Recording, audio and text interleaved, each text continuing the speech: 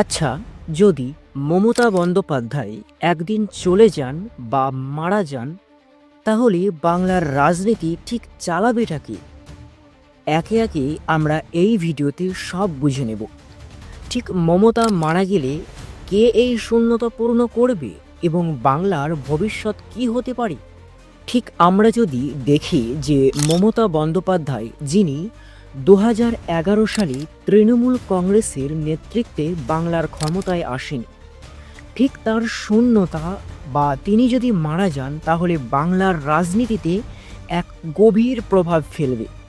ঠিক মমতার রাজনীতি ছিল জনগণের কাছে খুবই জনপ্রিয় এবং এখনও পশ্চিমবাংলায় খুবই খুবই জনপ্রিয় হচ্ছেন মমতা বন্দ্যোপাধ্যায় এবং তার দল তৃণমূল কংগ্রেস রাজ্যে শক্তিশালী অবস্থানে ছিল। ঠিক তার রাজনীতি ছিল সরল এবং মানুষমুখী, যেটি অনেকেই সমর্থন করেছেন।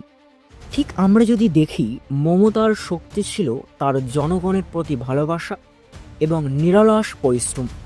ঠিক তার ক্ষমতার সময় বাংলার রাজনীতির প্রতিটি ছোট বড় সিদ্ধান্ত তার এক এক নেতৃত্বে নিয়ন্ত্রিত হয়েছে। কিন্তু যদি এখন কথা হচ্ছে, একদিন তিনি যদি চলে যান বা মারা যান, তাহলে কে তার জায়গা দখল নেবে? কারণ মানুষকে একদিন মরতে হবেই। আল্লাহ কোরআনেই তার প্রমাণ দিলেন, কুল্লু নাফসিন যায়িকাতুল মউত, মৃত্যুর স্বাদ সকলকে একদিন নিতে হবে বা পেতে হবে। তো প্রথমেই হচ্ছে অভিষেক বন্দ্যোপাধ্যায়ের সম্ভাবনা। হ্যাঁ, ঠিকই শুনলে, এখানেই প্রধান সম্ভাব্য হচ্ছে অভিষেক বন্দ্যোপাধ্যায়। যে নাম উঠে আসে তা হলো অভিষেক বন্দ্যোপাধ্যায়, যিনি মমতার ভাতিজা এবং তৃণমূল কংগ্রেসের তরুণ একজন নেতা।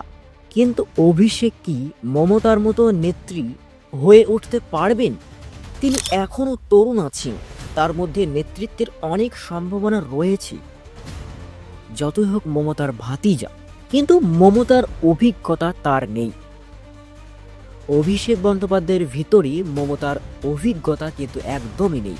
ঠিক তৃণমূল কংগ্রেসের ভিতর অভ্যন্তরীণ রাজনৈতিক লড়াই এবং বিভাজন তৈরি হতে পারে যদি অভিষেক কংগ্রেসের পুরনো নেতৃত্বের সঙ্গে একযোগ কাজ করতে পারেন।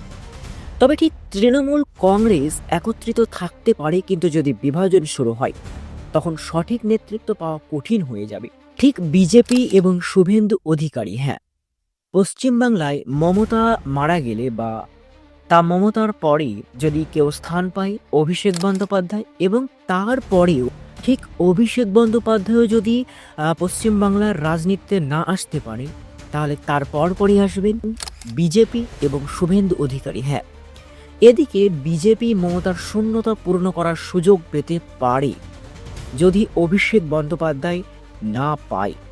বিজেপি ইতিমধ্যে পশ্চিমবঙ্গের শক্তিশালী প্রতিদ্বন্দ্বী হিসেবে কাজ করছে বা দাঁড়িয়ে গেছে অলরেডি।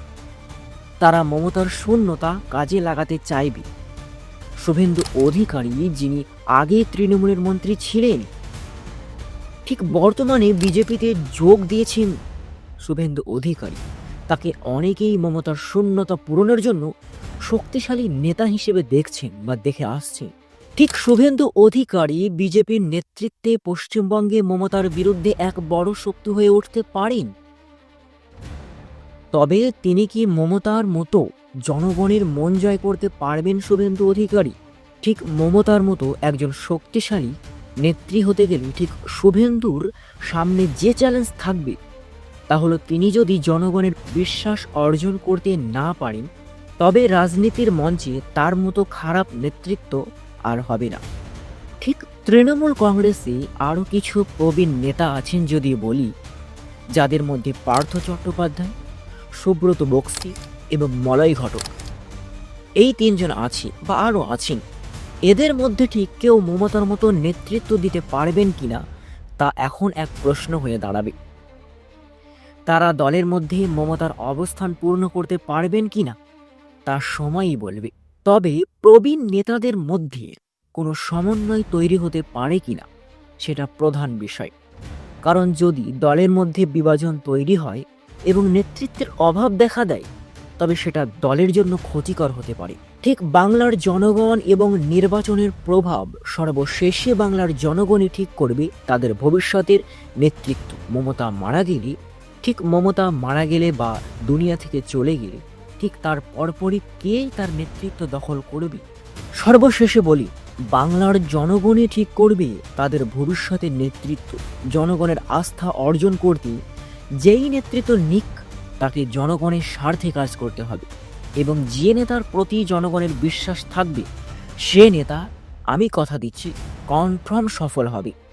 এবং মমতা বন্দ্যোপাধ্যায় তিনি মানুষকে, গরিব মানুষদের অনেক সাহায্য করেছেন, এবং মানুষের চোখে, গরিব মানুষের চোখে মমতার মতো সঠিক এবং ভালো নেতা খুঁজে পাওয়া মুশকিল হয়ে যাবে। মমতা বন্দ্যোপাধ্যায় যেভাবে রাজনীতি করেছেন সেভাবে জনগণের সঙ্গে সম্পর্ক গড়ে তুলতে হবে। যে কোনো নেতা, অভিষেক হোক বা শুভেন্দু, যেই হোক না কেন, মমতার মতোই তাদের কাজ করতে হবে, তারপরেই তারা সঠিক নেতৃত্ব পাবে। তাদের জনগণের মধ্যে সেই ভালোবাসা এবং বিশ্বাস স্থাপন করতে হবে। তাহলে আপনার কি মনে হয়, মমতার শূন্যতা পূর্ণ করবে কে? তাহলে বন্ধুরা, আপনাদের কি মনে হয়, যতগুলি নেতার আমি নাম বললাম, এই নেতাগুলির মধ্যে মমতা যদি মারা যায় তাহলে মমতার শূন্যতাটা পূরণ করবে কোন নেত্রী বা কোন নেতা? আপনাদের কি মনে হয়, অভিষেক, শুভেন্দু নাকি অন্য কেউ? এখনই কমেন্ট করে জানিয়ে ফেলো। এবং নেক্সট পর্ব আমি আগামীকাল আপলোড করব। আজকের মতো এখানে বিদায় নিচ্ছি। সকলে ভালো থাকুন, সুস্থ থাকুন, ধন্যবাদ।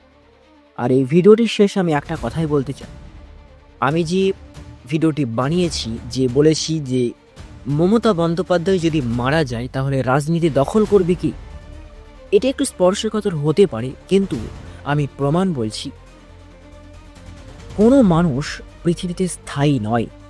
আজকে আমিও মারা যেতে পারি, কালকে আপনিও মারা যেতে পারি। তাই ঠিক মমতা বন্দ্যোপাধ্যায়ও যদি বিদায় নেয় দুনিয়া থেকে বা মারা যান, তাহলে রাজনীতিটা দখল করবে কে? যেহেতু পশ্চিমবাংলার সবচেয়ে বড় মাথা হচ্ছেন মমতা বন্দ্যোপাধ্যায়, তাই ভিডিওটি কেউ গায়ে নেবেন না। আমি ভিডিওটি কাউকে ছোট বা কাউকে বড় করার জন্য বানাইনি। আমি যেটাই বলি সঠিক কথা বলি। আজকের মধ্যে এখানে বিদায় নিচ্ছি। সকলে ভালো থাকুন, সুস্থ থাকুন, ধন্যবাদ।